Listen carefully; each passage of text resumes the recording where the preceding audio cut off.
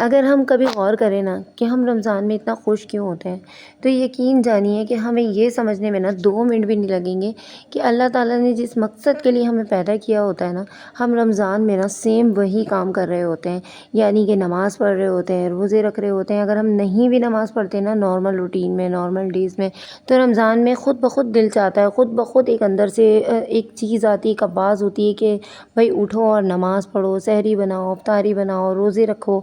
तो ये बहुत ही ज़्यादा अल्लाह ताला का हम पे करम है कि 1 महीने के लिए रमज़ान आता है और हमारे लिए ना वो सुधरने का बहुत बेहतरीन मौका होता है। ख़ैर हर बंदे की ही कोशिश होती है कि रमज़ान में आगे से आगे बढ़ के वो नेकियां भी करे और अपने गुनाहों की भी माफ़ी मांगे। तो बस जितना हो सकता है हर बंदा अपनी हैसियत के हिसाब से नेकियां कर रहा होता है और अल्लाह ताला कबूल करने वाला है। तो भाई यहाँ पर मैं आप लोगों के साथ बताती चलूँ कि हमारे एरिया में ना पानी तकरीबन 15 दिन में आता है और हम लोग पानी को ना टैंक में स्टॉक करते हैं। उसके बाद भी ड्रम वगैरह रखे हुए हैं सब ने अपने अपने घरों में, तो वो पानी जब स्टॉक हो जाता है तो फिर वो बाकी दिनों में चलता है। लेकिन जब पानी आता है ना, तो चाहे रमज़ान के शुरू के डेज़ हों या फिर एंड के हों या फिर वो ये मिड के हों, तो हम क्या कर रहे होते हैं कि हम फ़ौरन ना मशीन लगाते हैं। तो यहाँ पे मैंने मशीन लगा ली थी और कपड़े साथ साथ धो रही थी, किचन में ही लगा ली थी एक तरफ। और जो किचन होता है ना, वो रमज़ान में चाहे हम कितना भी समेटने की कोशिश करें, जो इफ्तारी का टाइम होता है, सहरी के टाइम ना स्पेशली किचन बहुत ज़्यादा फैल रहा होता है। तो मेरा क्या होता है कि जो सामान मैंने निकाला है ना पकाने के लिए, वो तो मैं निकाल लूँ, जो एक्स्ट्रा सामान है वो मैं वापस रख दूँ।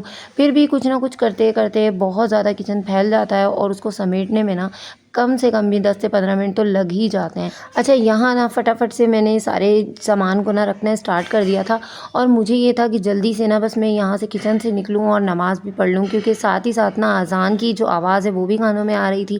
और जब अज़ान होती है ना, तो यकीन करें रमज़ान में ना मेरा क्या होता है कि जो काम जहाँ है ना उसको वहीं छोड़ देती हूँ। पहले मैं नमाज़ पढ़ती हूँ और उसके बाद फिर मैं जो काम छोड़े थे उनको दोबारा से करना स्टार्ट करती हूँ। तो इसी तरह से किया करें, जब भी अज़ान हुआ करे ना सारे कामों को छोड़ दिया करें, पहले नमाज़ पढ़ लिया करें। और हमेशा कोशिश यही किया करें कि जब भी आप वॉशरूम जा रही हैं, वज़ू करके आएँ और फिर वज़ू करने के फ़ौरन बाद ना आप जब भी अज़ान होती है ना, आपसे रुका नहीं जाता। आपको ये होता है, ख़ुद ही ख़्याल आ रहा होता है कि भाई वज़ू हुआ हुआ है, फटाफट से जो है ना नमाज़ पढ़ लो।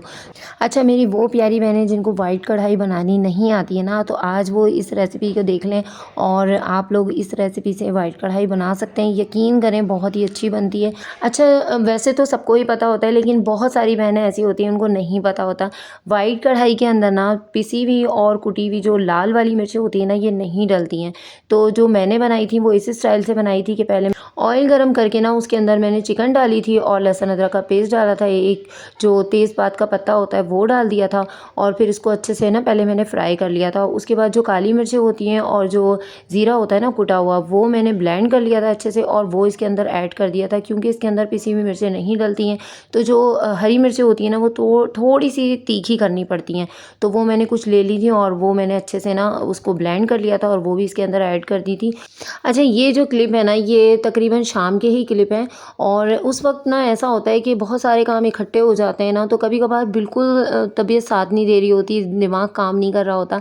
ऐसा लगता है ये काम इतने सारे, बंदा ना चकरा जाता है उस वक्त। कभी कभार ऐसा होता है कि इफ्तार के टाइम पे कुछ समझ नहीं आ रहा होता है कि इतने सारे काम हैं उसमें कैसे करें, क्योंकि जहाँ 2 से 3 बंदे काम करने वाले होते हैं ना, वहाँ पे हर चीज़ में आसानी से मैनेज हो जाती है।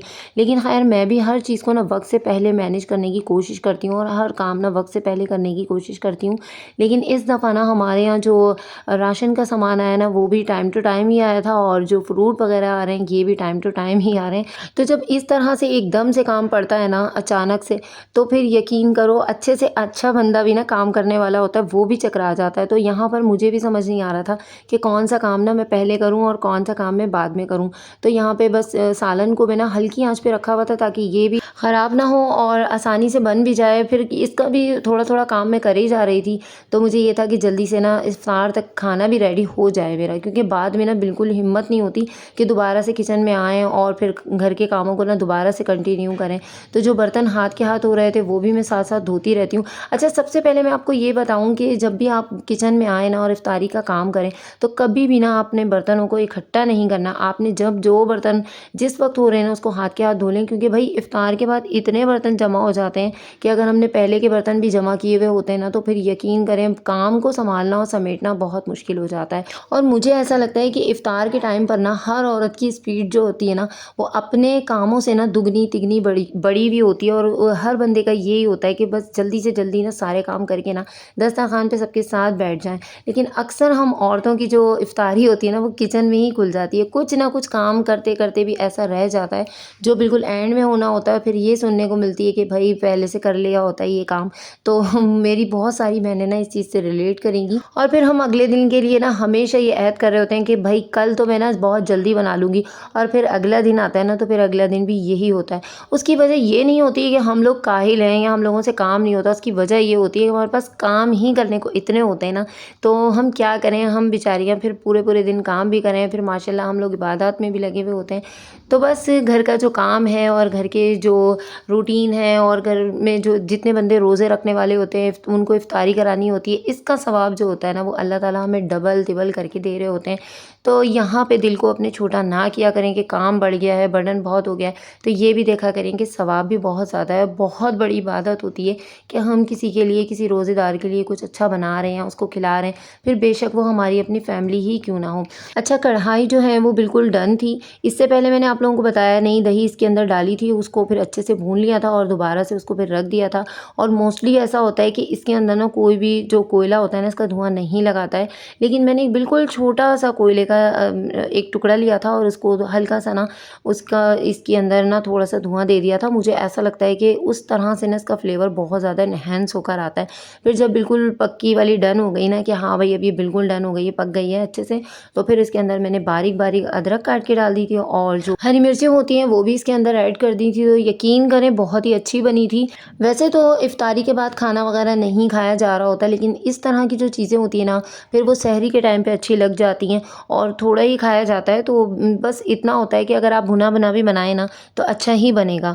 और यहाँ पर मेरा तकरीबन काम ख़त्म होने वाला था, और अब बस पापड़ रह गए थे, वो मैंने तलने थे। तो उसका मैंने छोटा-सा क्लिप अपने बेटे को कहा कि तुम भई इसको वो मोबाइल पकड़ के बना दो, तो फिर उसने बना दिया था।